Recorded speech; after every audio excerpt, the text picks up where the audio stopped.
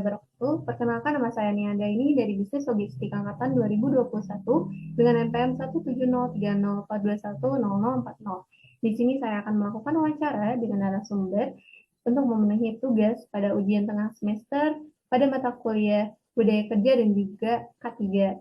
Nah, di sini tentunya kita ada narasumber yang hendak kita wawancarai. Namun sebelum kita memasuki wawancaranya, kali ini kita kenalan dulu nih sama narasumber yang akan kita wawancarai.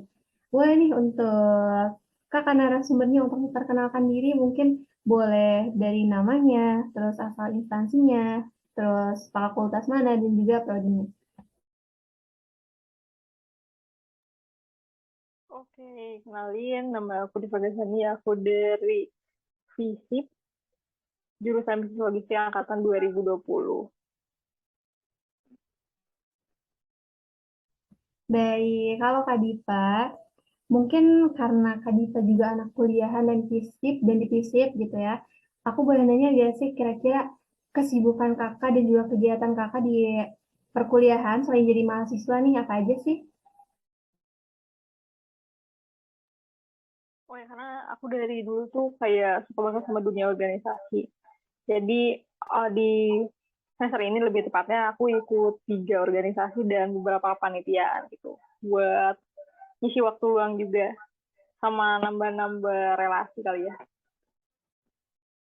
Banyak banget ya Kak kegiatan sama organisasi yang kakak ikutin di uh, kuliahan. Kira-kira karena kegiatan di fakultas dan juga perkuliahan itu lumayan padat nih, kira-kira nanti ke depannya rencana masa depan kakak setelah lulus dari perkuliahan ini apain tuh?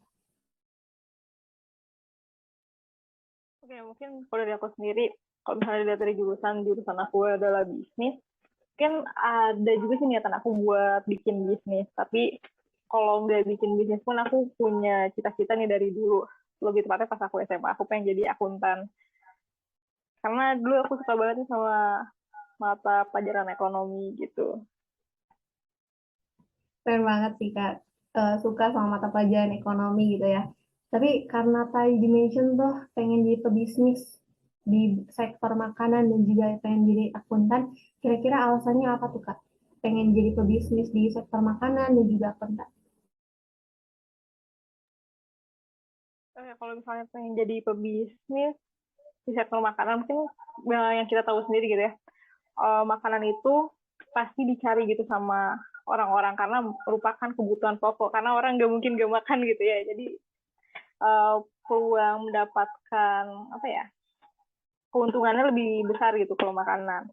Kalau misalnya aku tuh mungkin udah aku jelasin tadi karena dari aku sendiri emang itu cita-cita dari dulu gitu ya, dan mata pelajaran kesukaan aku gitu mendukung buat aku masuk akuntan gitu. Mantap banget sih Kak buat cita-cita dan rencana di masa depannya. Nah, kira-kira kalau misalkan nih kakak udah kerja sebagai pebisnis di sektor makanan ataupun jadi akuntan, kira-kira budaya kerja seperti apa sih yang mau kakak angkat gitu untuk baik itu sebagai kakak sebagai atasannya atau sebagai pegawainya gitu.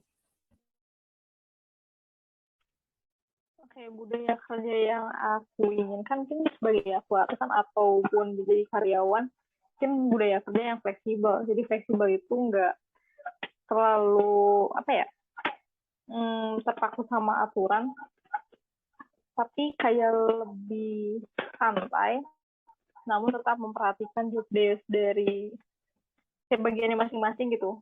Jadi tetap profesional walaupun fleksibel dan santai. Soalnya kayak gitu sih kalau aku. Oke, nah aku mau ngajuin lagi pertanyaan terkait dengan budaya kerja dan juga kinerja gitu. Kan kira-kira kita udah 2 tahun lebihan gitu ya mengalami sebuah krisis dan juga pandemi, yaitu pandemi COVID-19, yang dimana banyak sekali perusahaan-perusahaan dan juga kantor-kantor yang melaksanakan kerjanya itu hybrid gitu. Ada yang work from home, ada juga yang work from office. Nah, kira-kira pendapat kakak tentang budaya kerja ataupun kerja secara work from home atau dan juga work from office itu gimana kak?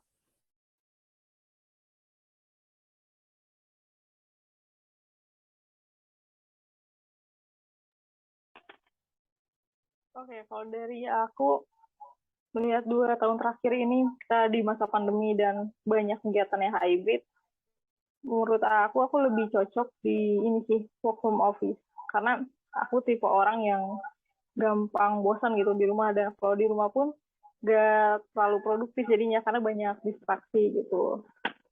Dan kalau kita kerja di kantor langsung mungkin vibes-nya beda juga dan bakal ningkatin semangat kerja nggak sih?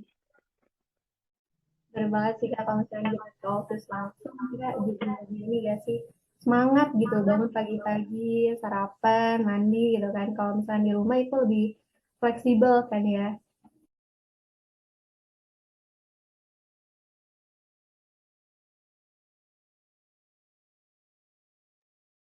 Iya, betul banget.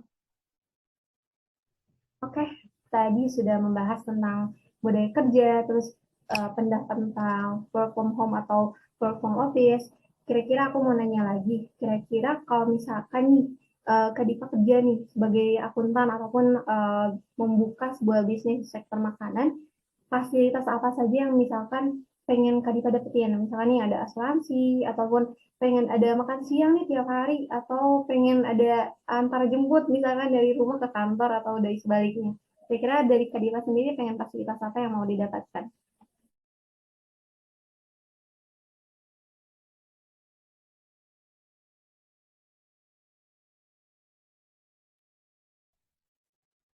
Oke, bicara soal makan siang kayaknya itu perlu juga sih buat apa ya?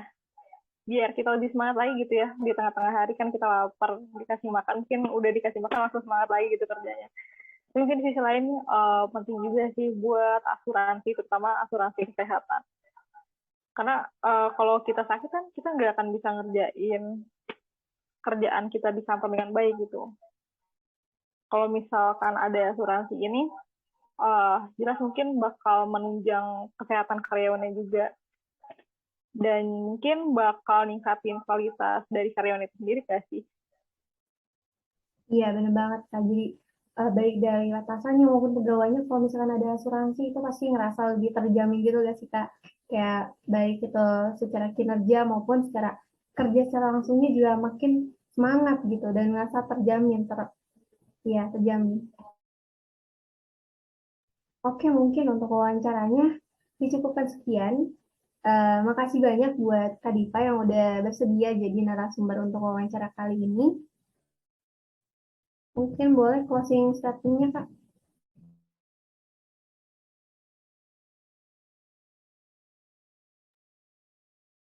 Mungkin kalau dari aku mungkin nyimpulin aja dari yang tadi udah dibahas kali ya.